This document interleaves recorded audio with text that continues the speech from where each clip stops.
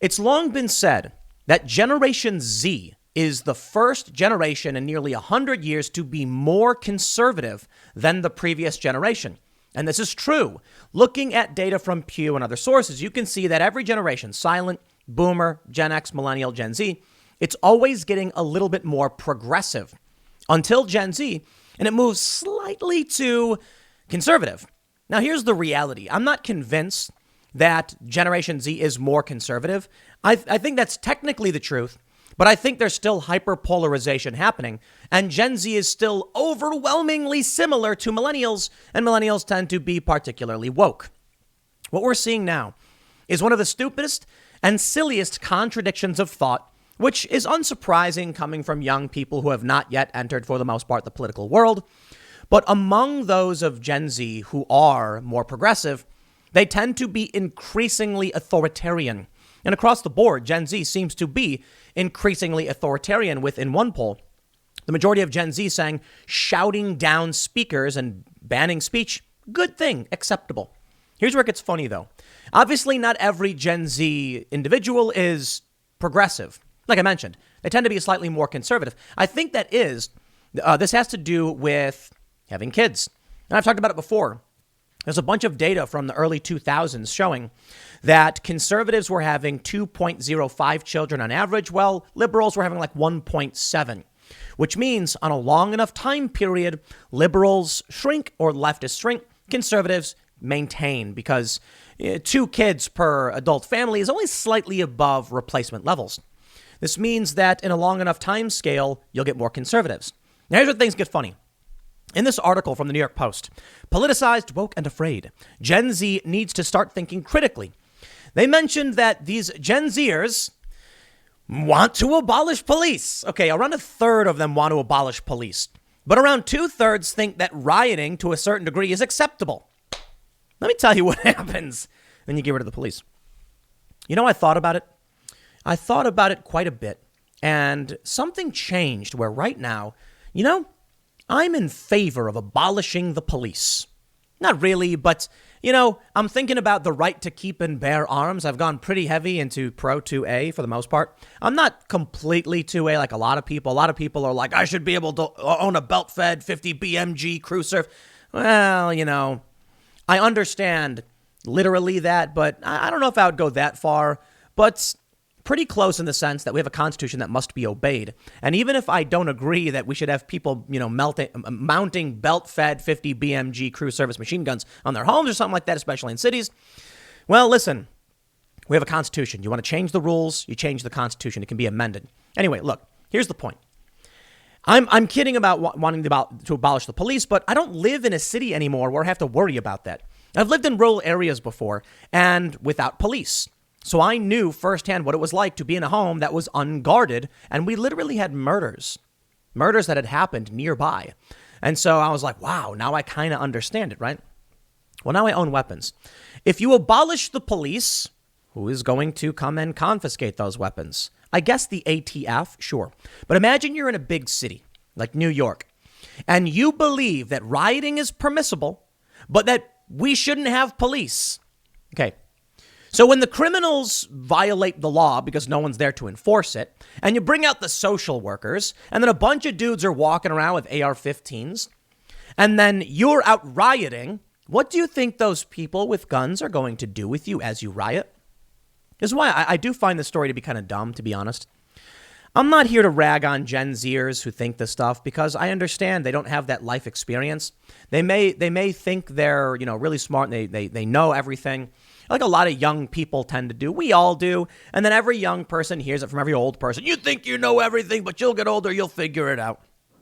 Well, certainly there are many smart Gen Zers. Like I said, they tend to be more conservative than the previous generation, but they are still very much like millennials.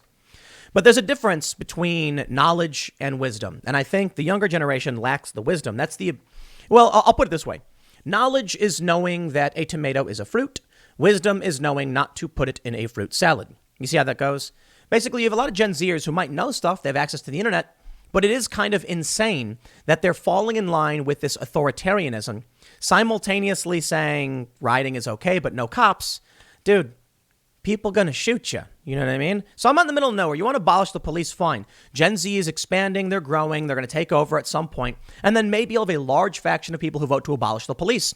Guess what? I don't live in a city. I don't care. Now, I understand the stupidity of abolishing cops. I got a problem with corruption and police brutality, same as most people do. And I think we need reform. But you know what? I got out of these cities for this reason. I rely on myself now. I'm a proud gun owner of many different kinds of guns of varying degrees of power and all within the law, nothing crazy, to be completely honest. I was talking to somebody when I was buying ammo and I was like, is this too much? And they were like, dude, you are not even at a 10th level of where preppers go. I'm pretty sure nobody cares. And I was like, yeah, maybe it's just because I grew up in a city where you don't have any guns that buying a couple seems like a big deal. But you go in the middle of nowhere and you'll have this guy's like, here's my gun rack. And there's like 50 guns or something. Well, let me read this, and we'll talk about what's going on with Gen Z, and we'll talk about what's going on with gun control right now. The New York Post says, politicized, woke, and afraid. Gen Z needs to start thinking critically. They write, in our increasingly digitized, secular, and ideologically polarized era, my generation, Gen Z, has overwhelmingly turned to political activism in their search for meaning. The rise of BLM protests, climate change rallies, and LGBTQ pride parades over the last half decade have given young people a religious sense of community and a kind of spiritual mission, that of fighting for equality and justice. On the surface, young people involved in political activism have good intentions to fight the evils of racism, misogyny, and homophobia, and feel genuine compassion for the historically underserved. However, in the quest for justice, a brewing ideological radicalism and prevailing orthodoxy has swept Gen Z. Capitalism and all its manifestations are now considered dangerous. While advocating for socialism, the new requisite philosophy for entering the cool kids club, is viewed positively by 61% of Gen Z. A third of young adults polled last year supported abolishing the police, more than any other age group. Blinded by myopic visions of cultural revolution, some young people even justify violence. One poll showed 64% of college students agreed that last year's anti-police rioting and looting is justified to some degree. The rise of orthodoxy comes with a growing intolerance. Alternate perspectives that deviate from the mainstream aren't just discomforting to young people. They're treated as a moral threat. Just over 50% of Gen Z college students believe shouting down speakers or trying to prevent them from talking is sometimes or always acceptable. At the same time, more than 2/3 of college students say campus climate prevents them from expressing their true opinions for fear of offending their classmates. Despite the dogma of culturally emboldened young progressives, many Gen Z thinkers actually crave greater diversity of thought. Though I just turned 20, I have taken the path less traveled throughout my favorite years, and now as an opinion writer, consistently seeking out ideas that challenge me. Here are my 5 tips for how my fellow Zoomers can do the same. Be skeptical of conventional wisdom. Identity is not destiny. Stay open-minded. Watch your news diet. The key to being open-minded is watching your news diet. Striking a balance between intelligent voices on the left and right is essential. Spend less time on social media. Here. I like this image. It says, young people should follow more diverse voices like Joe Rogan, Barry Weiss, and Glenn Greenwald. I would just like to point out the hilarity there. I with respect to the writer of this article targeting Gen Z, Joe Rogan, Barry Weiss, and Glenn Greenwald all occupy the exact same space on the political spectrum. So they're not particularly a diverse set of opinions. But what I more want to focus on are these polls here that I think are particularly interesting. The embracing of socialism, that doesn't sound like they're more conservative. Now, I have an answer for that one, though. Interestingly, I saw a really great post from a Zoomer. I guess that's what they're called. They said, you wonder why Gen Z is overwhelmingly in favor of socialism and progressive economics? Because they entered a world after the financial crisis where there were no jobs to be had. So you have millennials struggling as it is with massive debt. What do you think Gen Z was going to do? And now we're in another crisis. While millennials have experienced 2 economic crises in their lifetimes already, Gen Z entered the world after the crisis, confused and with no real ability to do meaningful work. Now you have the COVID crisis again. There's no faith the system will allow them to do anything that will make money. Now that is a failure of Gen X, to a degree millennials, and mostly boomers. Where is the previous generation to inspire and teach young people that you can be responsible for yourself. Go watch Fight Club, dude. I know a lot of these Gen Z people were born after 1997, sure. Go watch Fight Club. Came out when you're like 2 years old. Go watch it. We were all told we were going to be rock stars and astronauts. And as we're learning that's not true, we're pissed off. To paraphrase Tyler Durden. Dude, you're not going to be a rock star celebrity. Go chop some wood in the backyard, prepare your fire, tend to some chickens, and realize this whole thing is fake. It's just not real, this desire for social acceptance. You need to rely on yourself and stop worrying about what someone's going to do for you. You may not have the ability to get a job the way you were told. So what? It's time to start thinking and realizing the system is broken. You can't sit around and say, we should have the government intervene and provide for us because I can't find the jobs. More importantly, can I just point out the problem of advocating for abolishing the police? Now, to be fair, it's a third of young adults polled are saying abolish the police, but it is more than any other group. What do you think's going to happen? The Washington Post reports, fearing violence and political uncertainty, Americans are buying millions more firearms. More than 2 million guns were sold in January, an 80% jump and the third highest monthly total on record. A year ago, when the lockdown started, we saw in liberal areas in big cities lines out the door from gun shops. They were sold out. Ammo, nowhere to be found. Major ammo shortage, and the price of ammo was skyrocketing. I mean, just a couple weeks ago, it was like $1 per bullet for 9mm in some stores. That's crazy. Now, you go online, you might be able to find cheaper, but think about that. It's just one bullet. If you go and do target practice, if you're training, so I go to a range and they'll give you a box of like 50 or 200 cartridges or you'll get like a box of 50 $50 to shoot just 50 times practicing and training. And don't think that somebody who buys a weapon is going to be able to master, operating their weapon after 50, pulls of the trigger. It's going to take a long time. That's expensive stuff. Rifle rounds, even more expensive. But here's the bigger picture.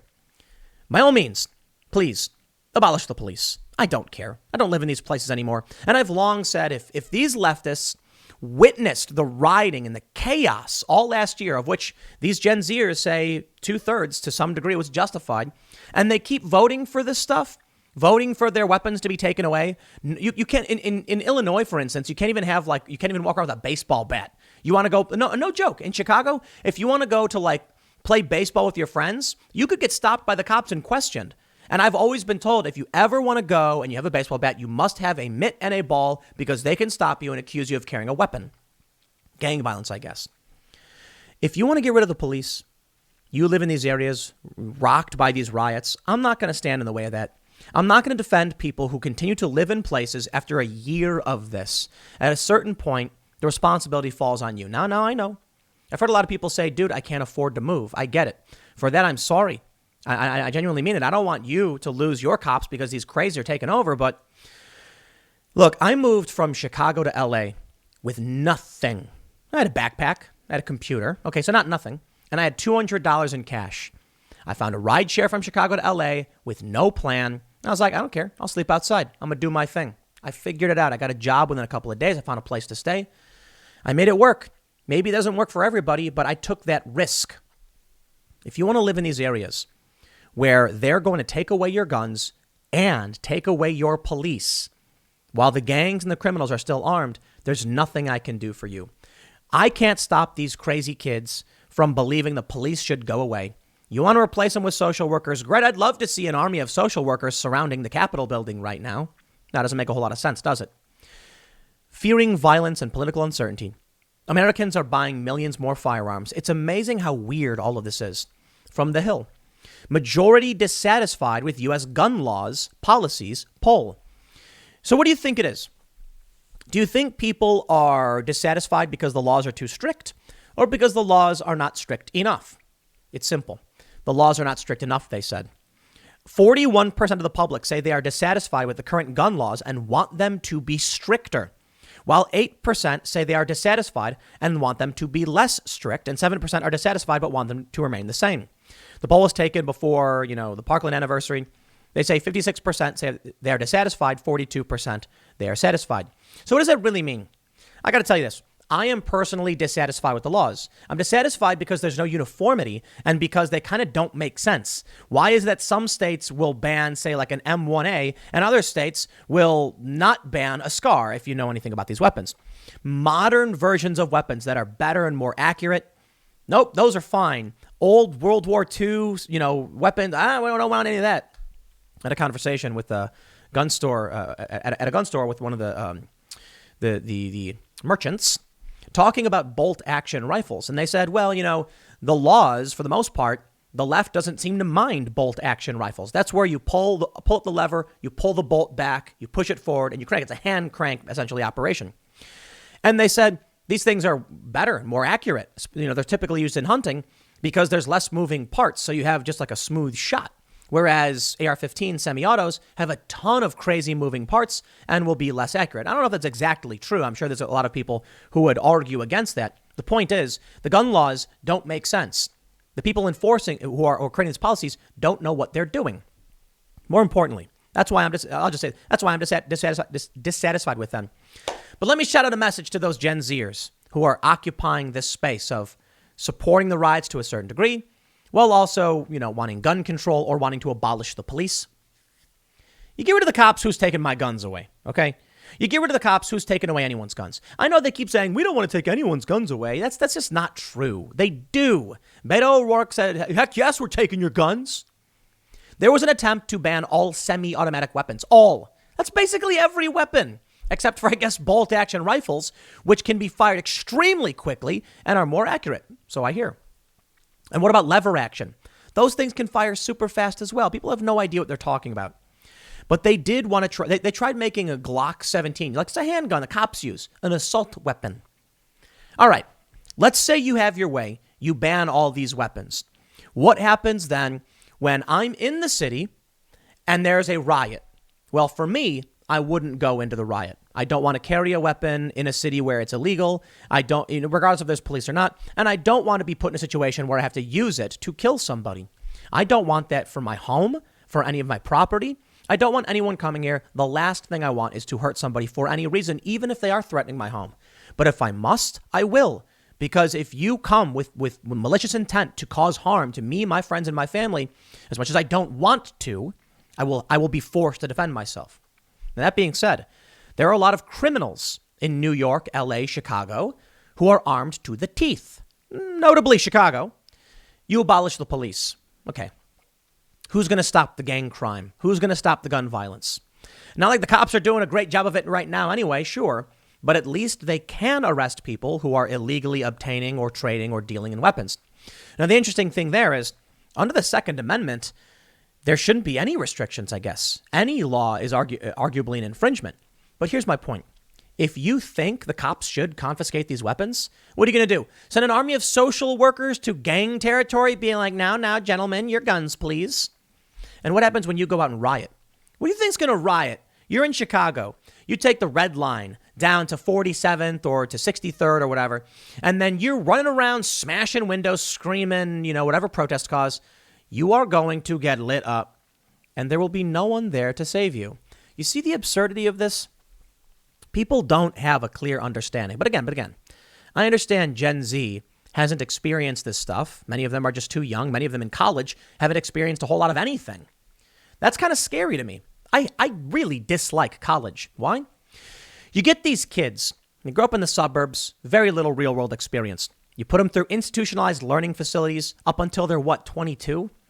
When I was a teenager, I was dealing with the realities of the real world. I was dealing with gang violence, people, getting shot, people dying of overdoses, the real world. My family ran a business. I got to engage with real customers, talk with them about real politics. I was just a little kid and I'd overhear them talking about politics. Exposure to the real world. But these kids, these young people, they go to college, they get a facsimile. They get a two-dimensional image, a representation of what it really is. It's like trying to look at the world through a keyhole, probably not even a keyhole, a pinhole. While regular, anybody who just entered the real world, who didn't go to college or who just started working, have at least seen a great deal more like looking through a window.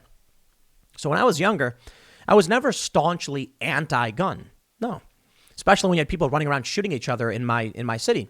I understood. What are we supposed to do when these gangbangers are running around with guns?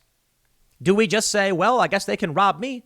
No, I heard the stories. The story about the firefighter who was driving home from the station and a guy ran up to him and put 2 bullets in his chest. Or the kid in my neighborhood, friend of a friend, was parked on the side of a road because they were getting out. They were going to go to a party. He was parked on a side street and a guy walked up, was a dealer, knocked on the window and told him to F off. The dude went, okay, bang, bang, and killed the dude. We know these stories. So what do you do when the criminals are ready to kill you? Do you just not arm yourself? Well, I don't think the solution is everybody running around with guns shooting at each other, but I certainly thought it didn't make sense to make gun laws that don't affect those who are already breaking the law. So a couple of years ago, I was in favor of certain kinds of gun control, thinking they were reasonable approaches. And this was partly informed by, I actually met with an instructor who, a prominent instructor who said, the problem is uniformity. It makes no sense. The law from one state to another are completely different. We should be able to, have reciprocity and things like that. That being said, there should be certain regulations on what you got to do to buy a gun, though not particularly extreme. I said, okay. I actually moved a little bit away from that, but still in favor of some things, right? Right now, you've got what's called NICS and ICS, and they do a quick background check on everybody.